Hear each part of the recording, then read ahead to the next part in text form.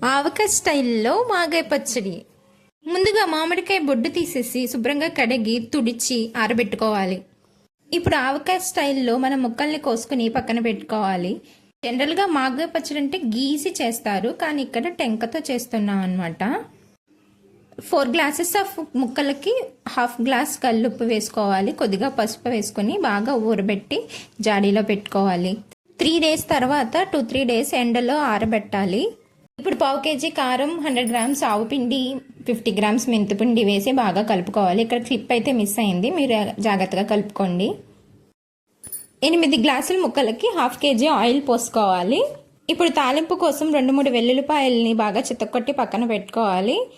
ఇంకో ప్యాన్ మీద ఆయిల్ వేసి అందులో ఎండుమిరపకాయలు, దంచి పెట్టుకున్న వెల్లుల్లిపాయలు వేసి బాగా వేగనిచ్చి దానిలోనే కొద్దిగా ఆవాలు వేసి తాలింపు మనం కలిపి పెట్టుకున్న ముక్కల్లో కలిపేసుకుంటే ఆవకాయ స్టైల్ మాగాయ పచ్చడి రెడీ.